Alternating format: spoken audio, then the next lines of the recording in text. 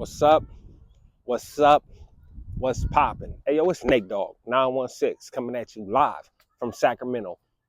Following up the last story with another one, right? So check me out. Hit that like, that subscribe, and that notification bell if you want to keep catching my content. I appreciate everybody that hits the like button. I appreciate everybody that hit the share button.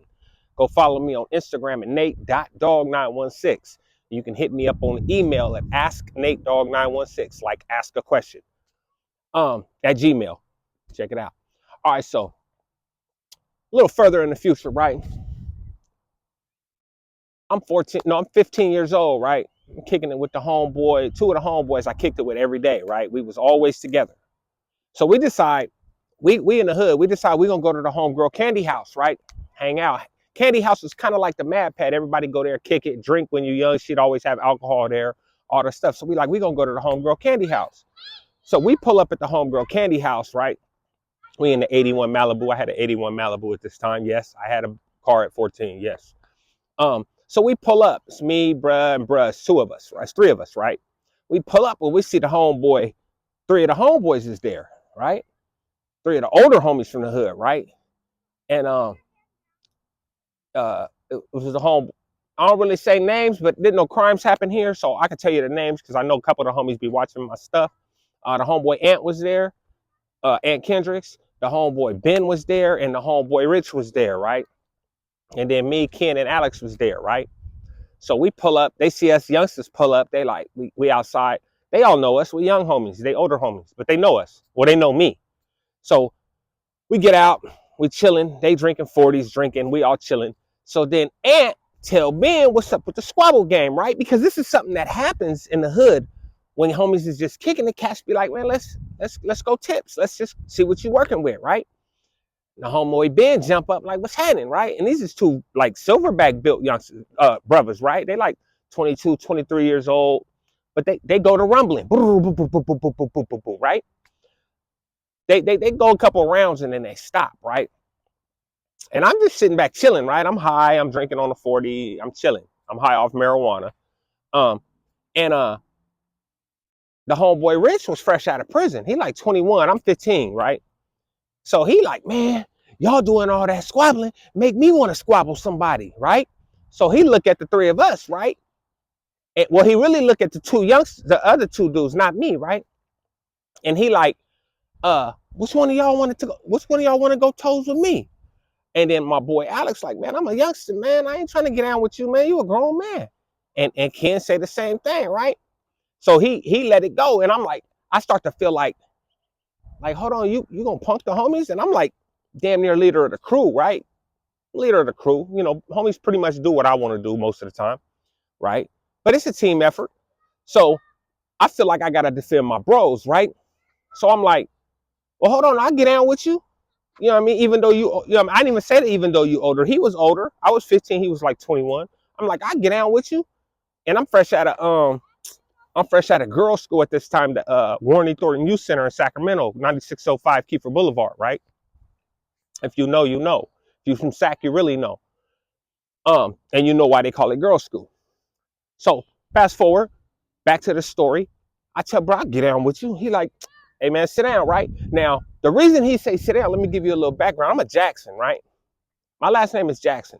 In my neighborhood, in this era, that means something, right? We deep. Like, and a lot of my uncles was like in the hood stuff, upper echelon type people, right? Reputable members, right? So it's like, do I really want to beat up on their nephew? Because if I beat up on their nephew, then I might have to answer to them, right?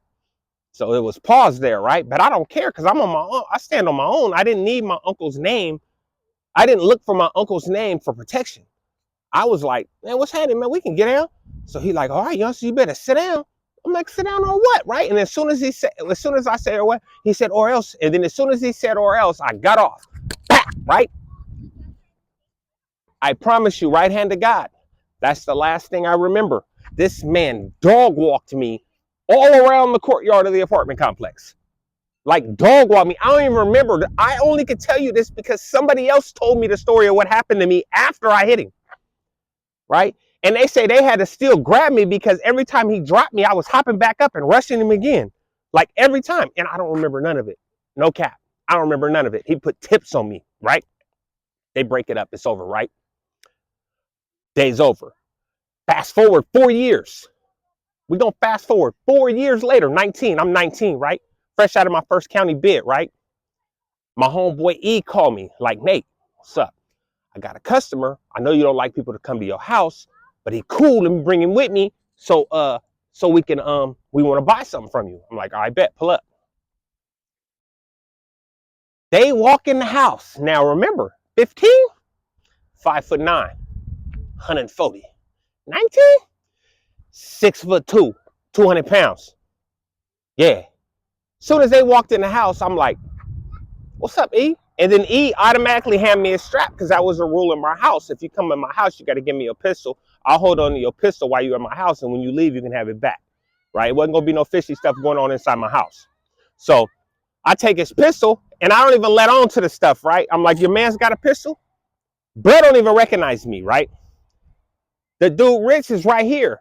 He's standing right here. It's the same dude. He don't recognize me, though, because I'm grown now, right? I get his pistol. He give me his pistol.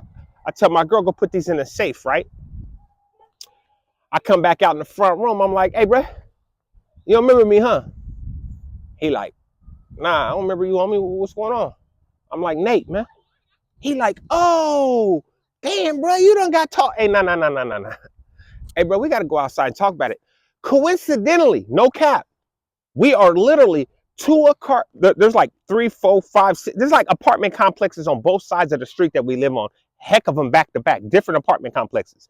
Coincidentally, we are 3 apartment complexes from where he dog walked me in the courtyard. We 3 apartment complexes from that one. I said, yeah, bro, you remember back about 4 years ago, bro, when we had the little get down with me, you, and Ben? He like, oh, man, we was youngsters, man. I was like, nah, bro, I need that. I need that right now. He like, and of course he said, say less. Let's go outside. You ain't said nothing, youngster. You know what's finna happen the same way, right? We finna figure all that out. I promise you, when I tell you this man never touched me once. Because first of all, he's like 5'9", 5'10", 150, 160. I'm 6'2", 200. He took the first swing. I picked him up, dumped him on his neck on the grass, and got on him, right? Drug him all around the grass of the whole courtyard. And then when we was done, I helped him up and went and bought a bottle of Jose Cuervo Gold. So the moral of this story is careful what you do to people now, because you never know if they might catch you later, man. If you don't do nothing else in life, stay loyal.